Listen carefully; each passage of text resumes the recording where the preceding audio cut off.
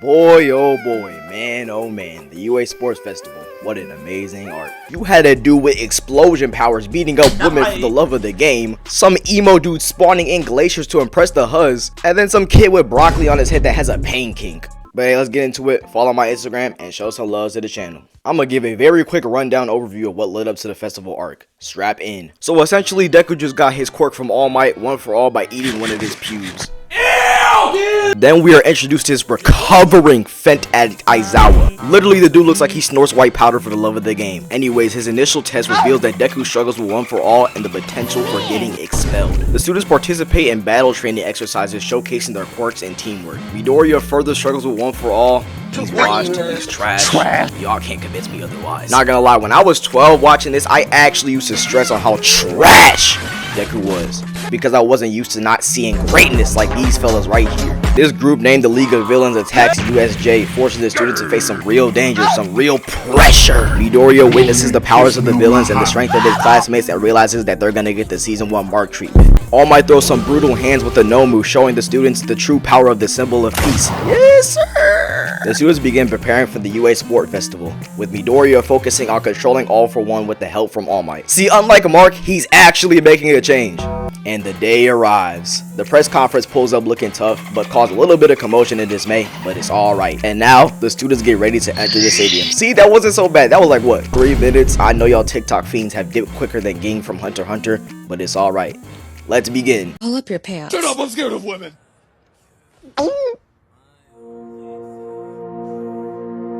You are my Deku. You have Cody and Deku. Oh my god, he's awesome. I like him. I'm sorry. I love you. Izuku.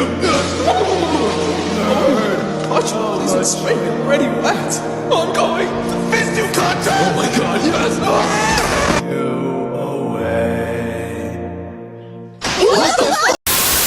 Anyways, Miss Baddie right here. Woo-wee! God bless America! I never knew you had a sister, pal. Oh dear, he thinks I look young enough to be Ku's sister. Anyways, like I was saying, she begins to announce the start of the first games and obstacle race, and pretty much it's just like Mario Kart. And now everyone's all lined up, ready to go. Everyone just starts rushing at the same time like a doggone Travis Scott concert, and Deku gets squished. Probably can smell all the funky must coming from the lower regions. This perverted gooner with balls on his head gets squished as well, but we truly do not care. All I know is he and Zenitsu would have been the bestest of buddies. 2 mans being ran every single day with the golf mom. Toto is already on go. He freezes everyone in place, telling them to eat his boogers and eat his dust. Bakugo obviously isn't trying to let that slide. This man is the anime reincarnation of Aaron the Plumber, King Von, and Kanye West. He will get a fade at any cost. You can knock him down 1,000,000 times, but as long as he gets 1 win, he is set for life. Bakugo starts rocketing towards Toto like a bullet bill from Mario Brothers as we cut to Mineta getting bulldozed by a George Droid Fent bot. Deku looks up at this absolute monstrosity that stands before him. I bet a little trickle ran down his leg. But before Deku is eviscerated, Toto comes in with the elite save and starts hitting the jets. Then these goofies Kirishima and Tetsu pop out of the ice thinking they're part of the main cast. You are a side character! Please stay in your lane. Bakugo is out here moving like hella from Marvel Rivals. This is just too easy. The students from Class A begin to simultaneously take down the robots with their respective abilities. You got the bootlegged Quicksilver, Tenya Ida. Then you got Pikachu from Smash Bros. Brawl, Denki Kaminari. And then we got Shoko reincarnated into MHA. And then we see Deku destroy a robot without his quirk. Raw power. Yes, sir! They all end up making it to this canyon obstacle course named The Fall, and it's basically just tight-roping across a canyon. This frog girl, Suyu, is the first one to start tight-roping, and it is crazy how Toto and Bakugo were just in the lead, and then they get overtaken by a feminine humanoid Gamabunta from Naruto. Actually, after further review, I am horribly incorrect. So anyways, this girl with pink dreads, no DDG, starts using advanced tech to breeze past all of the wusses that are scared to take a little leap in life. Riding up the pillar, she soars into the sky thinking she's Joy Boy or something. You are not the GOAT. You are not Luffy. You are not Straw Hat. Neither are you Bucket Hat. Let's go home! Let's go home, ladies and gentlemen! Toto was truly out here moving like Sub-Zero, using his ice to freeze the rope to gain the lead and finish the course. And holy moly, look at Baby Kia raging at anything in his path. If anything, him and Ida should have finished first. And this man Deku is just struggling. But nah, he's making it work though. Toto and a couple of other newts arrive at the final stage. Landmine. And it just looks like a COD lobby. Round winning kill most definitely goes to these guys because they get exploded so detrimentally they start doing some Looney Tunes airborne cartwheel. Bakugo takes off like a missile, catching up to Toto in quick time. He tells him to not start a war with the wrong person and to tread lightly, and proceeds to miss the most open shot ever in history. MHA has a plethora of fake demons. This man Tanya Ida is schmoving, hitting the dash. I could beat him in a race low-key.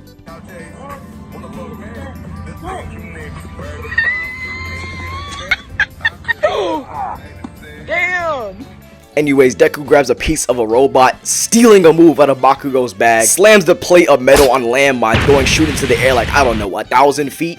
Then all of this pretty pink princess pixie dust comes shooting up, almost making me turn into a bad bit. Then Bakugo and Toto snap their necks to see Deku soaring across the sky like Kaku from One Piece. Quite literally every soul on the final course is in disbelief of the stunt Deku just pulled off. This level of disbelief can be matched up with when me and my family went to Dairy Queen and my pops asked for a McChicken. Anyways, I actually start to feel happy for him until these two buffoons begin chasing after him. They will never give him a break or let him experience the slightest bit of joy and bliss. This is mind-boggling work. He rockets forward from the recent blast, giving him the lead. After he loses the robot piece, he decides to trek the rest of the way on feet, and each step finally leads to his victory. Yes, sir!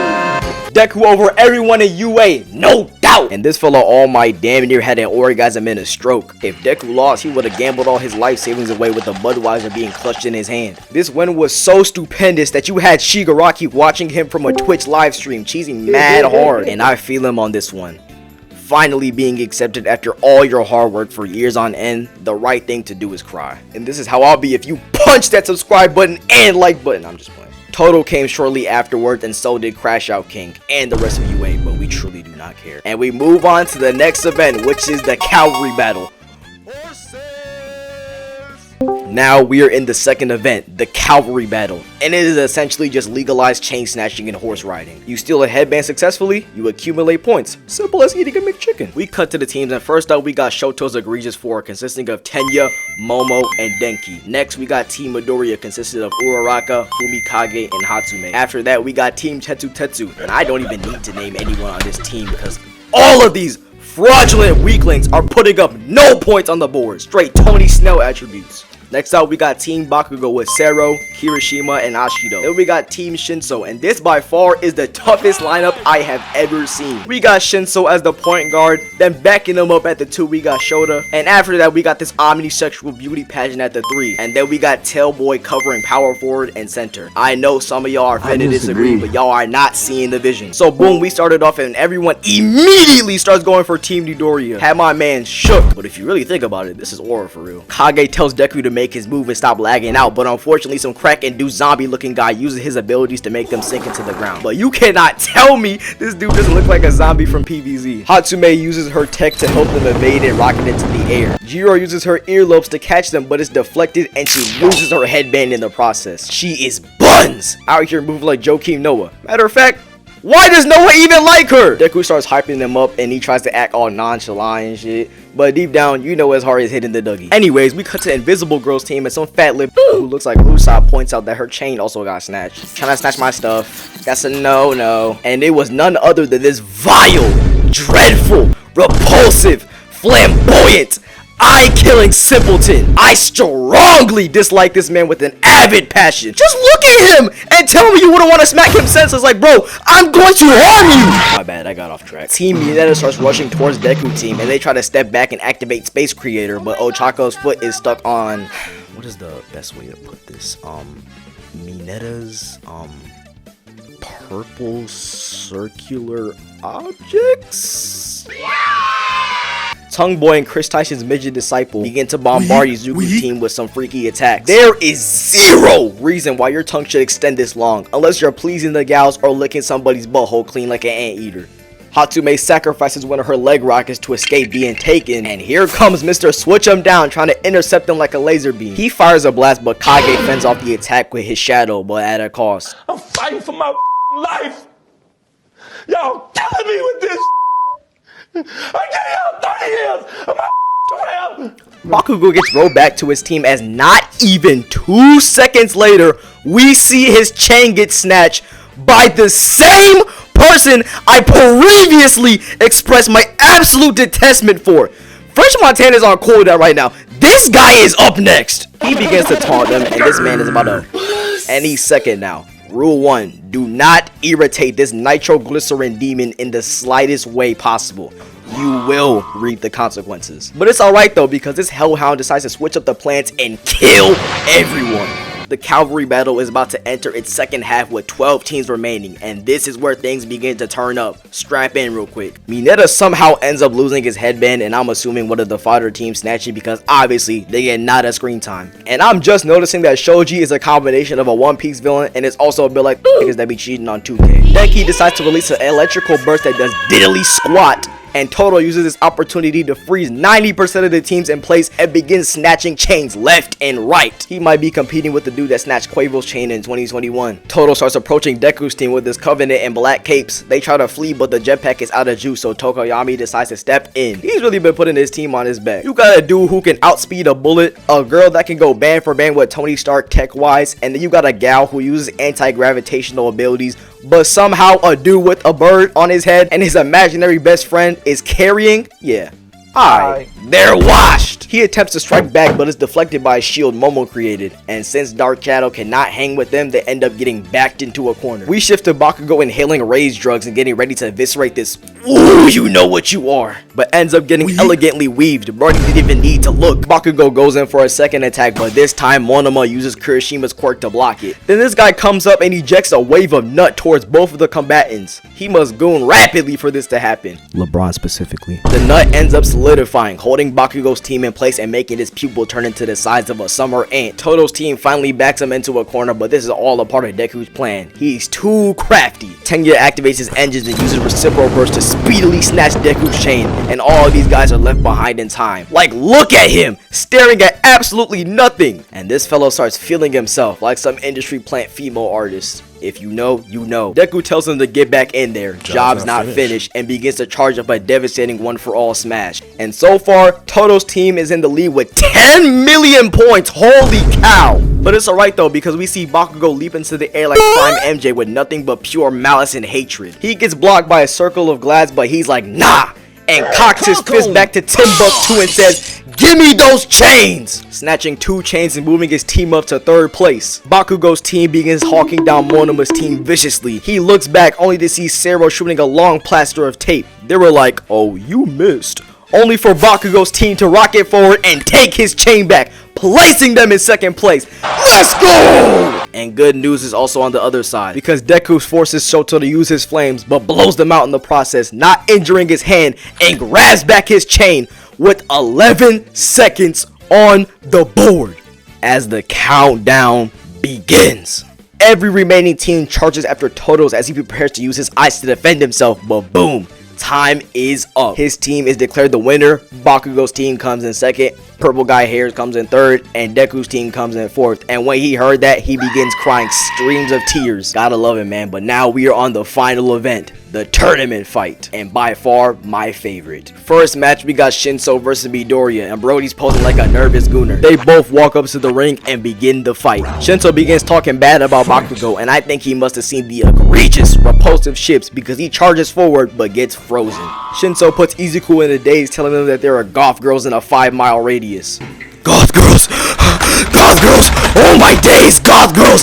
Goth girls! Oh, I need that! Hashtag need that! Oh my gosh! Deku starts seeing the vestiges of One for All, moving like a black family after you pull up to the cookout with a white one, making him use a blast to snap out of it, and now he's ready to box. Deku rushes in and starts pushing him back, and in response he gets socked across the face. I don't know what he hoped to achieve with this. This is the equivalent to that one dude telling the Bloods to pull up to a gas station. He's still like, no chance. He tries to stiff arm him out of the ring, but Deku returns the favor and gives him a nice shoulder throw into the ground, shattering his spine. Next match, we got Sero versus Toto, and this dude got folded instantaneously. Summoned a whole ice glacier, rupturing the stadium just to impress the HUDs when he easily could have done the Dying Light zombie dropkick to win. He goes to defrost Sero while he's doing the mannequin challenge, saying he went overboard. Overboard? Yeah. Alright. Then he advances to the 2nd round. Next up, we got Denki versus this voluptuous woman. President Mike made the mistake by calling her an assassin. So you know what she does? She decides to give every single soul in the stadium a 3-minute TED Talk about how she's not a ruthless killer. Like, shut up. And look at this gooner talking about, I wonder if she plays Apex. What rank is she? Who does she mean? Nah, F that, we gotta go on a date sometime. Denki sends 1.3 million volts towards her, declaring that this match will be over in the same time Rod Wave can finish 4 Big Macs and a Sprite on the side from McDonald's. But then, she turns around elegantly and deflects the blast. No! I am slightly versed in the knowledge of physics and volts, and even I know she should not be able to do that. That stream of volts should have easily penetrated her defense and turned into a burnt piece of macaroni.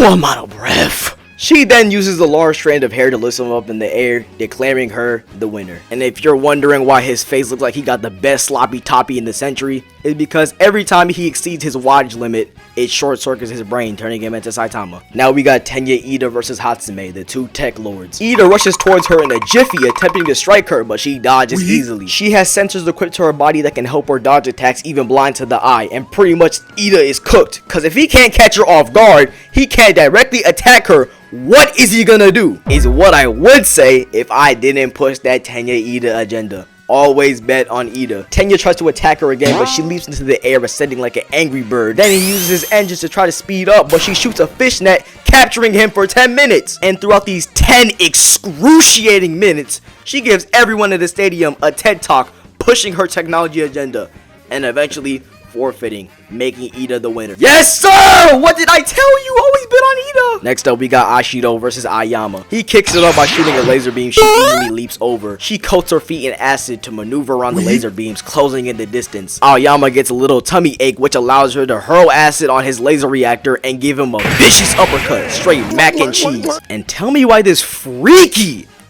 dude starts moaning. Anyways, she advances to the next round. Now we got Fumikage versus Momo, and I didn't even need to watch the fight to know that this was gonna be free eats. Cause basically for the entire fight, he utilizes dark shadows to do hit and run tactics while she blocks with his faulty shield, slowly getting pushed out of bounds. She thinks and when she realizes it's too late, he advances to the next round. Final match of the first round, I think, is Tetsu versus Kirishima. I'm laughing, bro. How are you supposed to take them seriously when both of their powers are them getting an erection all over their body? Both of them harden their bodies respectively and dash in to clash with each other. Tetsu eats an uppercut, Kirishima eats a right hook and returns the sender, striking him with the TSB down slam. Then both of them charge in for the final time, clocking each other across the face, straight CTE trading, knocking each other out. And since both of them literally have the same powers, the match results into a draw. This is pretty much when Ace fought Smoker in Alabasta. So what do? They do a classic arm wrestling challenge. Brute strength takes it all. Tetsu and Kirishima both try to overpower each other, but Kirishima proves to be the more robust one, takes him down, and advances to the next round. Next up, we got the actual final match of the first round, King Lunatic versus Ochako. Yo, every time I see this man, he always has an angry smug on his face. It's starting to irk my nerves. Matter of fact, swear, bro, what's up? I feel so bad for her, bro. She's about to get Chris Brown. Oh my gosh. She starts it off by trying to rush him, but gets sent back like LeBron's hairline. She tries to come in for another strike, but Bakugo is on time and reacts instantaneously, only to find out that that was her UA jacket used as a diversion. Elite level playmaking skills. Now she's about to sneak him, but that don't work and gets tossed like an unwanted child. Ochako rebounds herself and goes in for the most obvious, blatant attack I've ever seen in my life.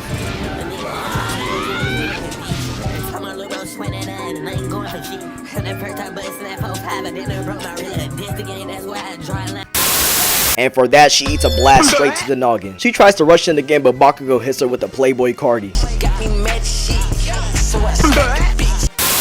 Then he comes in with the finisher, eviscerating her. And just look at this man, a straight demon. There is nothing going on inside that brain of his except for pure malice and destruction. She gets up and tries to hit him, only for Bakugo to sit her right back down. But this was all a part of her plan. She is not Aizen. Ochako finally enacts her plan. The whole time she was getting Chris Brown, she was utilizing her powers to float rubble into the sky, storing it for the right moment. And now she descends it onto Bakugo, chasing after him like my homeboy after I successfully rage baited him in math class. And she's about to tap him until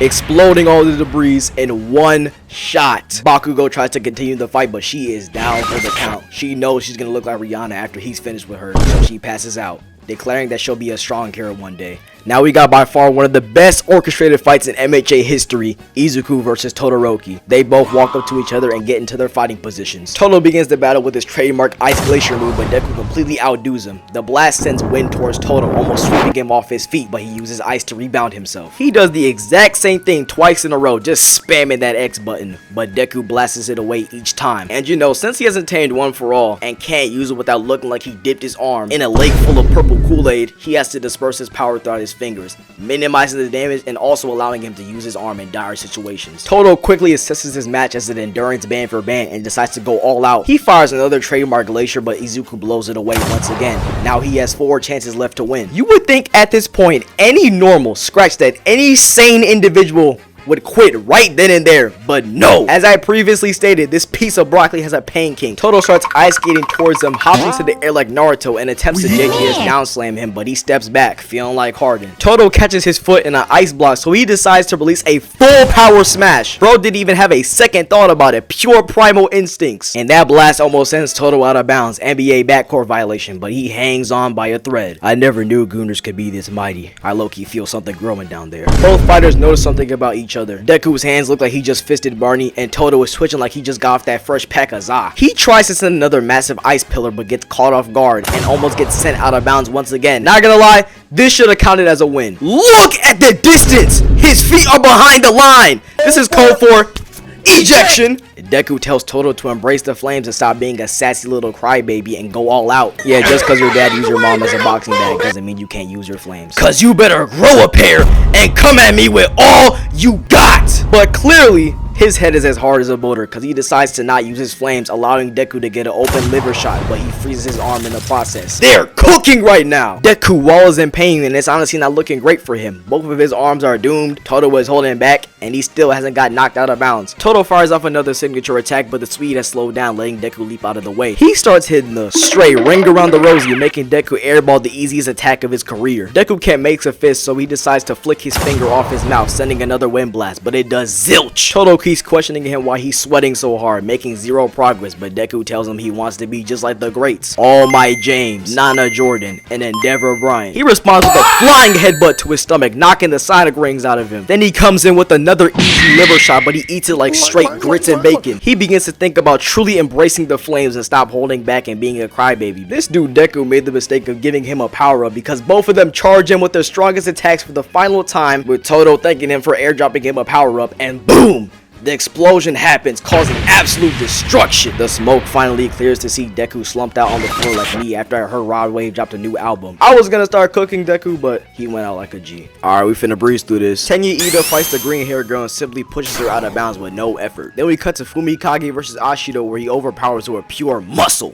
and advances to the next round. Hiroshima tries brawling with the demon, but he proves to be no match. Ida versus Shoto. He tries to outspeed him and toss him out of bounds, but Todo freezes his mufflers. Now we got Bakugo versus Fumikage. He uses a stun grenade to overpower Dark Shadow because he's sensitive to light, moving him to the final round. And now we are here. Bakugo versus Todoroki. Ice and fire versus explosions. Let's go! He spawns in a massive ice glacier, making Bakugo God of War button mash counters. He explodes the ice out of his way, making Todo jump back, but he palms his head like a Spalding basketball and tosses him like a dirty piece of clothing. But Todo rebounds himself with ice, but he still comes in for another attack. Todo was about to torch this man alive until his father gives him encouragement, so he throws him away. Bakugo successfully rage baits him into using his flames, so he starts spinning towards him like a Beyblade, preparing an attack. But this pussy right here turns off his flames, allowing him to get an easy shot with a dazzling howitzer impact, sending him out of bounds. Bakugo thinks he's won fair and square, only to realize that he stopped his attack last second, meaning he got a dirty win. He starts crashing out only to get knocked out by some pixie dust, ending it all and declaring him as the undisputed winner. I'm crying blood. They had to gag and restrict this man at the award ceremony, looking like he's tweaking off that perk. Alright, everybody, say it with me. Plus Ultra! Girl, shut the fuck up. You thought you ate Overall, this was a good arc and very heavily slept on. Let me know if I should cover the whole war arc when MHA concludes. But with all that being said, Godspeed, stay fresh, follow my IG. I love you.